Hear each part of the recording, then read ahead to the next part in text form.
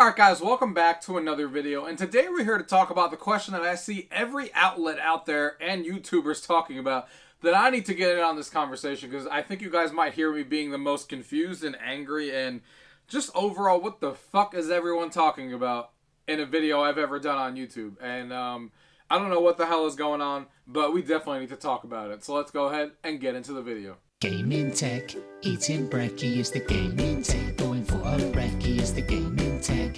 Gaming tech is the gaming tech. Gaming techie.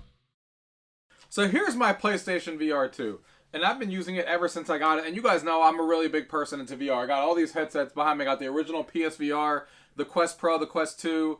The Valve, I had the Valve Index before. I got the HTC Vive Pro 2 sitting back there. So obviously I love VR, so I get it. I'm the main target audience because I love VR. But some of the stuff that these outlets are saying, and before I even talk about these outlets, I'm not here talking about I'm not here hating on people individually. I've seen all the videos. I've seen some YouTubers talk about it. I've seen outlets like IGN and Kind of Funny talk about it, and I just scream on my TV being like, damn, I wish I could be on these shows to talk about how it actually reflects what they're talking about, because sometimes I'm just confused on what they say half the time, and I'm like, they need a VR person on the show. They need someone on their perspective to be like, what are you guys talking about? And I get it, I'm the main target audience for VR, and they're like the regular gamer, and you're trying to get them to get into VR, so VR is more successful. That stuff makes sense, but sometimes these guys and YouTubers and outlets are just talking about, is PlayStation VR dead? Who the hell asked that question 2 months after the product just released? And then the same old question of like, oh, we don't have a lot of big bangers. We literally got 3 AAA games from studios that we know on the day of launch. We literally got GT7, Resident Evil Village, and we got Horizon. Doesn't mean that all those games lit the world on fire when it comes to like Horizon and stuff, but those are 3 AAA games, so you can't sit there and be like, oh, they didn't release anything in the beginning, there's nothing to play. Horizon's still a good game. It's not blowing the world on fire, but I'm still having a ton of fun playing it, and the graphics are fantastic. And don't sit there and say like, oh, GT7 is just, it's a port in VR, it already exists, so of course it's a great game. What the hell does that matter? The point is that in VR, GT7 is a better game in VR than it is in 2D, and most of the people who play it in VR agree with that statement. That's just not me. I'm never going to play Gran Turismo 7 on a 2D flat screen ever again, because it's way more immersive in VR. Using my pedals and my Logitech shifter and the seat and stuff in VR, I showed this to some friends already, blew their mind. I sold a couple of PlayStation VR 2 already with people who came over and experienced it with a wheel and got into GT7, and they were like, this is amazing. I've never experienced a game like this. And then, of course, you have Resident Evil Village. Again, Resident Evil is a great franchise. It's a horror game in VR.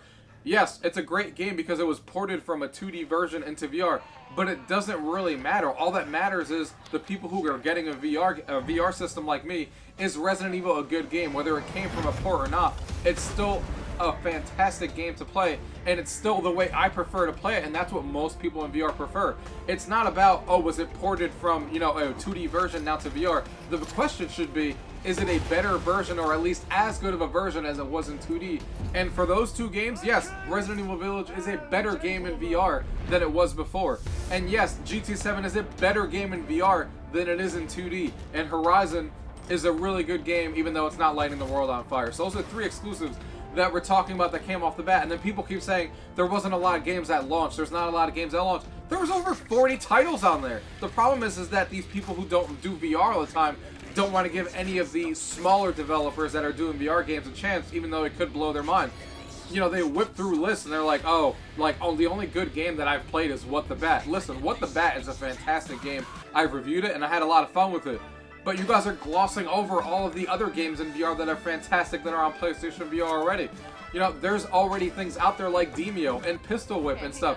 And don't get me wrong, Demeo and Pistol Whip, as people say, came from the Quest 2. Or came from the PC sometimes, and they're being ported over to the PlayStation VR 2, and we want exclusives. Trust me, I want them too, but we just got 3 major ones, and we had Switchback that released a couple of weeks ago that I did a review on, that I think is really fun, and we just got 4 of them in the first 2 months. Doesn't mean that because the game was ported over from the Quest that, oh, the game's garbage because they got ported over from the Quest. It's still a better version on the PlayStation VR 2 99% of the time. I have a Quest 2. If the game's on PlayStation VR 2, I'm going to play it on here regardless, because it's a better version of it. Fidelity-wise, haptic-wise, everything that makes PlayStation VR 2 better for it. The colors, the OLED and stuff. I'm going to want to play it on here over the Quest 2, the higher field of view. Everything that goes into VR is usually better on these ports. So bring on the ports. If they want to release games, you know, developers that are smaller are not going to just release a game on the PlayStation VR 2 only, because obviously VR is still small. So they're going to release it on all the platforms. But the matter of the fact is, if you have, and not everyone's going to be me. A lot of people are just going to have one VR headset, or they're going to have a PlayStation VR or a PlayStation 5, and they're looking to get a VR headset, and they're like, is this worth it? Those are the guys that PlayStation's trying to attract to. They have, you know, millions of PlayStation VRs that have sold. It doesn't matter if the game released on the Quest to them. It matters that, hey, is the game good on the PlayStation VR 2? Do we have really good games to play? And the answer is yes, there is really good games to play already.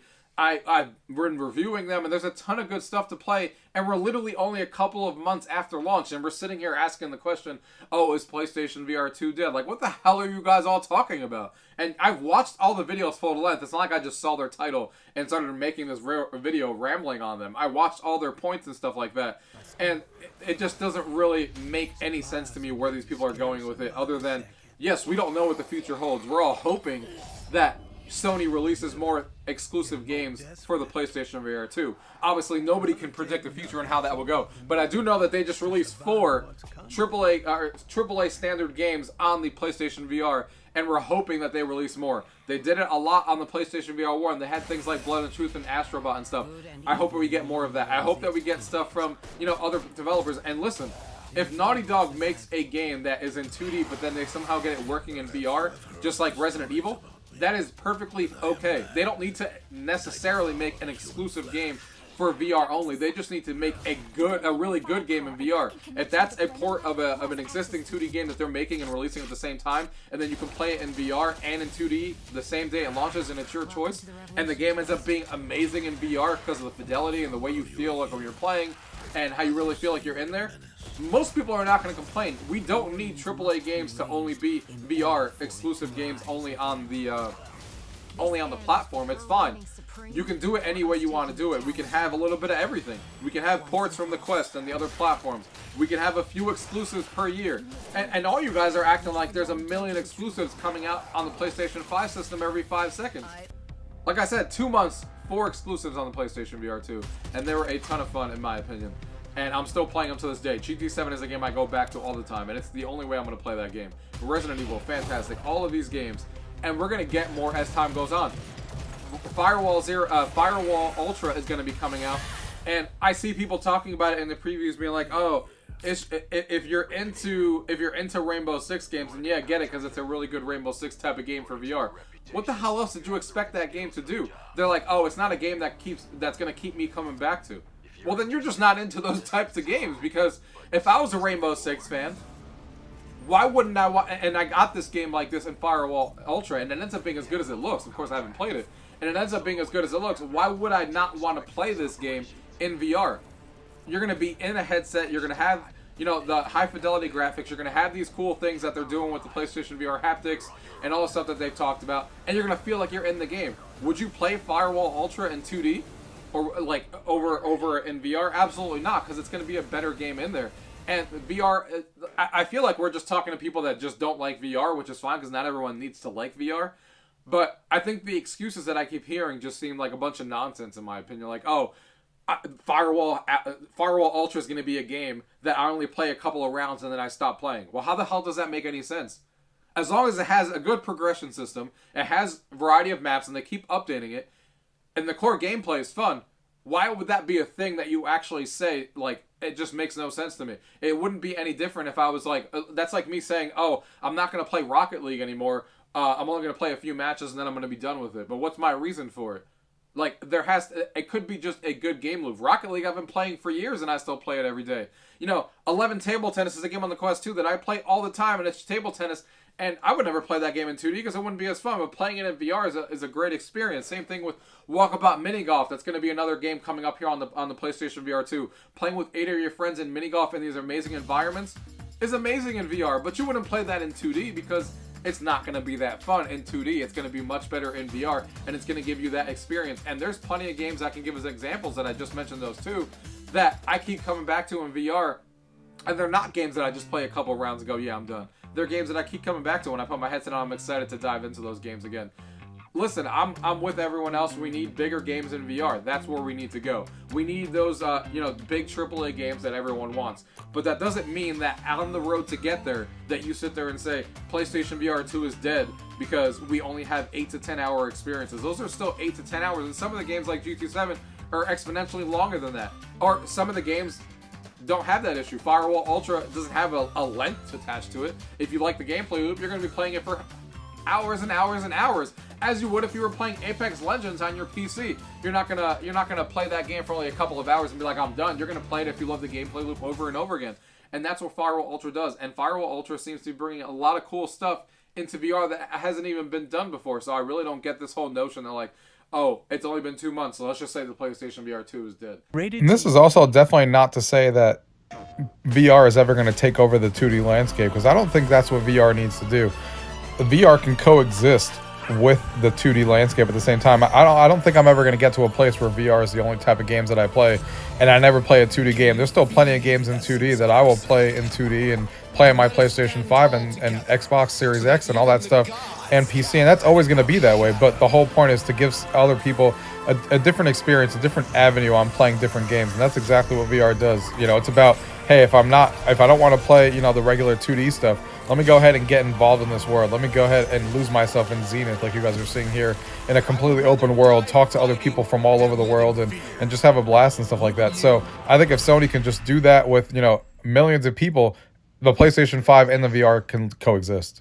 I think some of the gamers out there really just care about big name titles and they don't give anything else a chance. If it's not God of War, Horizon, or something with a big name attached, and they just hear like a regular game like Pavlov or Demio or Pistol Whip or any of the other great games that we have in VR, they're just like, it's just a generic game. No, it isn't. You're just not giving games a chance because all you care about is the big names out there. Well, guess what? Some of these VR games could have a big name if more people actually gave them a chance and actually tried them for more than 5 minutes.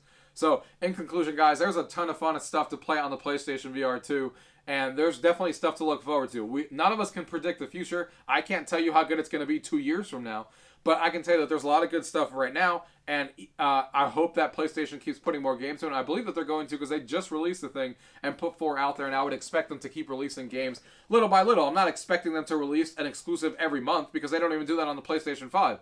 But if they give us, 3, 4 games a year that are exclusive to the PlayStation VR 2 system that came from their studios, I think most people would be happy with that, and that's kind of what I expect. And then obviously you get filled with all the other games from their smaller developers that make exclusives, or from third-party people who make exclusives on the PlayStation VR 2. And we'll have content to play all the time. Listen, I'm still playing through content that came out at launch, and I'm still playing all these games, and I still don't even have all the time to do all the reviews I want to do yet. And I'm still playing all these games. So there's a ton of fun stuff to play. You just got to sometimes go outside your window and not be like, oh, if there's no God of War, there's no Horizon, I guess there must be nothing to play. That ain't how it works. And if that's how closed-minded you are with games, then maybe VR just isn't for you. But there's a lot of fun stuff on the PlayStation VR, and I expect Sony to keep supporting it and do bigger games as time goes on, just like they did on the PlayStation VR 1. But we're going to have to give them some time. Like I said, 4 released already, and the thing just getting started. It's not even in stores yet, for God's sakes, as it's still sitting just on the PlayStation. I don't know why that is. They should definitely have it in stores by now. I guess like people say, it's a soft launch. But hopefully they get that in store soon and more eyes are on it. And for all those people saying it's on top of the fact that I almost forgot, it's selling more than the PlayStation VR 1, and the PlayStation VR 1 was considered a success. So the PlayStation VR 2 is outpacing what the PlayStation VR 1 sold the first time in the first month or two, and is selling higher than that. So it's already off to a really good start, even though it's only sold on the PlayStation blog. Imagine when it gets on Amazon or Best Buy and stuff, people could use their gift cards or use their reward points and stuff like that some people are waiting for, and more games come out. I mean, like I said, this is just getting started, and I can't believe we're having a conversation 2 months later with people tagging as it did. If we had this conversation a year later and there was nothing coming out, or a year and a half later, and people were doing this, I wouldn't even be making this video. But 2 months after something launched, you can tell are people just creating content for the sake of creating content with no actual reasoning behind half the things that they say. That's my opinion, of course. I love all the other people out there on YouTube and all the other companies doing things. I watch them all the time, but this topic has gone, just ridiculous in my eyes, and it's just, I had to make this video. It makes no sense as somebody who loves VR and just what they keep saying 2 months after this thing came out. But let me know what you guys think. Maybe you guys think I'm completely crazy. Maybe you're on their side. Maybe you're on my side. It's fine to go back and forth on these conversations and you know, have different opinions and stuff. So I'd love to hear if you guys agree with me or you agree with something else or you think there's a middle ground, whatever the case may be. Leave those questions and comments down below what you guys think about this whole fiasco going on in the entertainment, you know, industry with PlayStation VR 2 being dead, and if they are dead wrong like I think. So, and let me know. If you guys have any questions, as always, leave them down below. If not, thank you guys for watching. Till next time.